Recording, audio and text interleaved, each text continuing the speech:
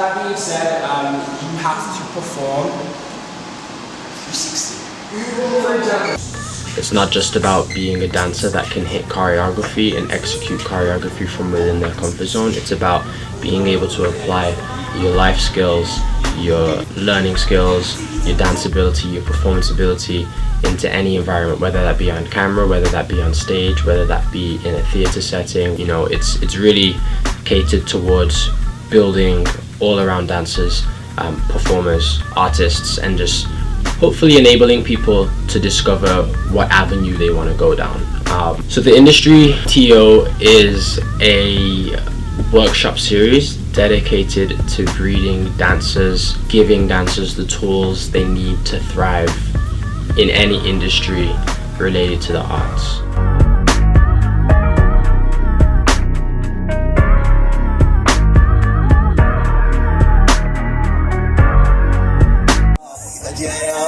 The industry has always had a voting system on the elite nominees who then perform at the industry night and are paid to dance.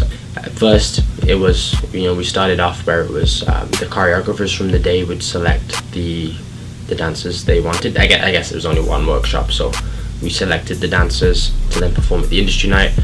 From there, the second season and third season, we went on to a voting system, a public voting system.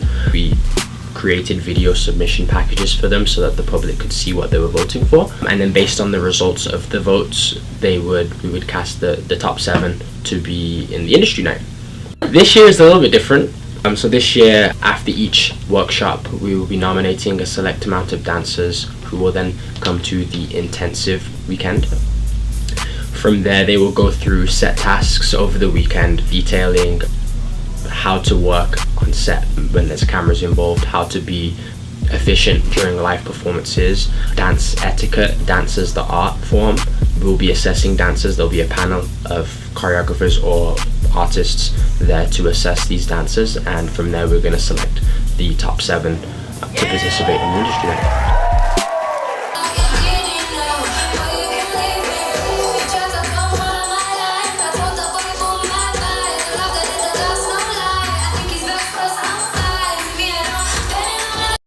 It was a very long and intense process for me. You need to be professional. You need to understand how to work within a professional environment during rehearsals, on a stage, on a set, with choreographers and within a team. And they all have different ethics, work ethics within each of those different tiers that I just listed. And I think professionalism is something that you need as a quality. You need to be strong. You need to be able to take feedback personally when someone's looking at you in your eyes and they're telling you that you're doing it wrong, and you can just take that and work on it. You need to be mentally strong to be able to want to get better, and you need to be able to be a professional that people want to work with you. And the process of working with Amanda and Dom was very intense. There was a lot of late nights, a lot of over hours. There was a lot of content thrown at us, but I mean, it was good. It was really, really good. It kind of just made you work really efficiently and pick up on things, and that was all that I was focusing on at that point in time in my life, and I think that's what made me get through it. Soften up, man.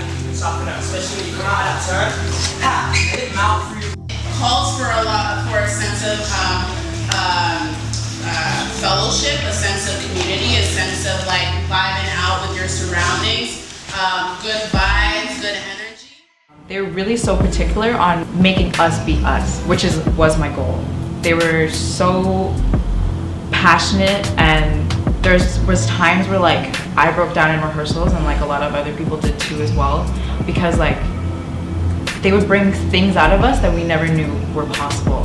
Hell Week is definitely one of the best experiences that you can ever go through as a dancer, just because it pushes you not only physically but mentally as well. You need to be able to survive and make it through those 8, 9, 10, 12-hour rehearsals that you'll have to go through, especially throughout the whole week. One 12-hour rehearsal once a week is not as bad as 5 12-hour rehearsals in the same week next to each other. And I feel like it's one of the greatest experiences you can go through as a dancer, because you learn a lot about yourself and a lot about how much your body and mind can actually take. The Toronto scene lacks communication. Everything is built off of either passive-aggressive Facebook posts or comments that just aren't necessarily needed on Instagram posts. And social media is definitely a big play in that, because I feel like people in the Toronto dance scene don't communicate with each other enough to the point where we can better ourselves.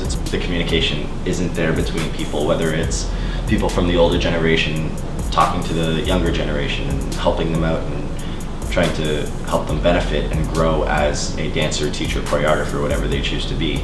And it's also a lack of communication on the younger generation, because we're not going out, or well, I should say some of us aren't going out and reaching out to the older generation for help. So I think it's a sense of just no communication being there, even though the communication lines are always open. Everything is done online, but nobody wants to say it face to face.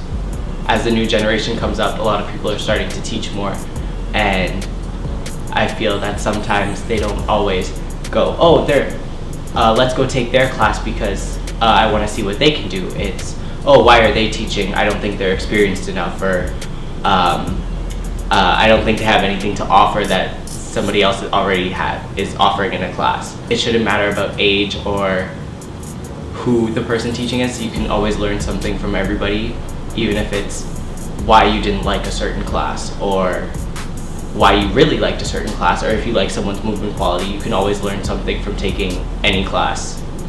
A lot of the times, the teachers who are teaching the studios nowadays are looked down upon because, you know, they didn't grow up with the same mentors, they didn't grow up with the same training. And so this is where, when you're in class, you kind of feel the shift between the two generations right now. For this generation, we definitely need hope. We need appreciation for just dancing. We don't need that kind of energy being thrown around because it lacks the opportunities that we could carry for one another. And that's what we need, you know, a community. Change again. I drop down into my right, drop down into my right. I step up, I turn face my left, left. I knock it back, I lead with my head. It's discomfort. That is what the industry is giving you first, which is like prime time, like A1 Day 1, Dance 101, how to become great is to be okay with feeling uncomfortable. Pretty intensive day of classes. It just like goes and goes and goes and goes and goes, and then at the end of the day you have this audition and your brain is racked and you're tired and you're worn down. That kind of a process breaks you down, and that's something that any artist period can benefit from, because at your wits, what else do you have to give? It's forcing you to ask yourself, what else? That's what creates longevity. It's openness, it's willingness, it's being okay with finding home in multiple versions of yourself. My name is Safa Ali, I'm 26. I'm a mature enough dancer to know what I should and shouldn't be doing. I know what's going to get me booked or not, but I think also in the sense of maybe younger dancers as a female, we're struggling with this, that issue of body image and sexuality, because sex sells, but also being sensual sells, but it's how to do it right. It's a big issue for me, especially, being female and trying to book and still trying to be true to yourself. It's really hard, but you got to stay strong about who you are, and I think that's really important, because if you're gonna book, they're gonna book you for you. Maybe try moving for this one. Just like slow movements. So season 2, we are honored to work with Rob de Oliveira for our elite number. As I've never worked with him before, but I definitely seen that he caters to a lot of female movements, and that's kind of what I was always working towards. And so for him to really highlight that definitely made me feel more confident in this kind of realm. For instance, he would be like, hey, you have this fire in you, like this spark that you need to just bring out because you have this potential. And that really stuck with me because I used to think so little about what I could do. And so for him to just, someone I didn't even know of, to tell me that was definitely inspiring.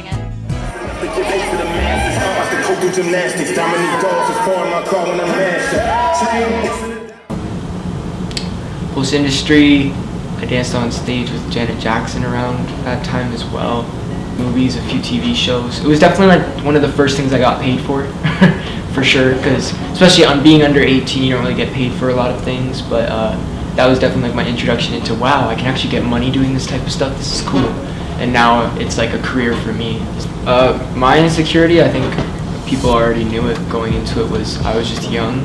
I was way younger than everyone. Like, people I was dancing with in my industry were, some of them were 10 years older than me. And not saying that is a bad thing, because I love dancing with older people. All my best friends are older people, but being a kid, like, you naturally get intimidated by the unknown and by people who are older than you because you look up to them. So of course, going into it, I was like, oh, yo, I gotta like be on my game. I gotta, you know, keep it up.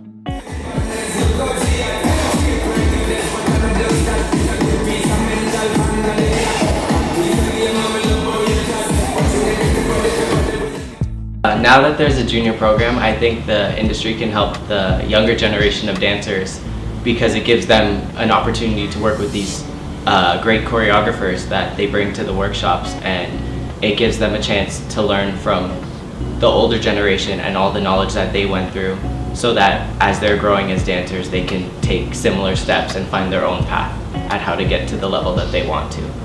The junior room is definitely nothing but a positive thing, because then these kids now feel comfortable learning with kids their age and learning with people their age instead of learning with people who are 10 years above them within just knowledge and experience itself.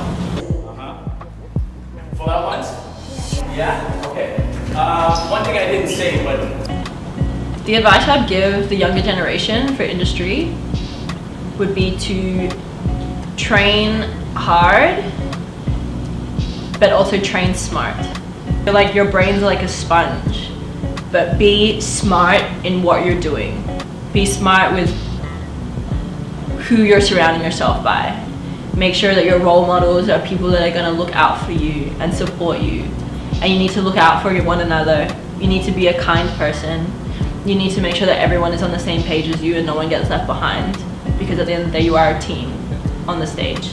And I think that if you're training smart, you're already becoming a step closer to being elite within yourself, because there's no point in just taking class, doing workshops, doing this, like high kick, whatever. But it's just like, what are you doing that's effectively gonna make you a smarter trained dancer? And being so young, that's what you need to be focusing on.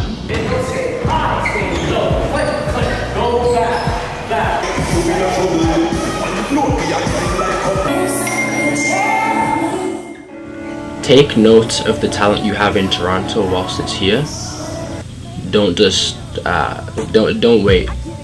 Like jump on it now, because you will find yourself missing out if you don't.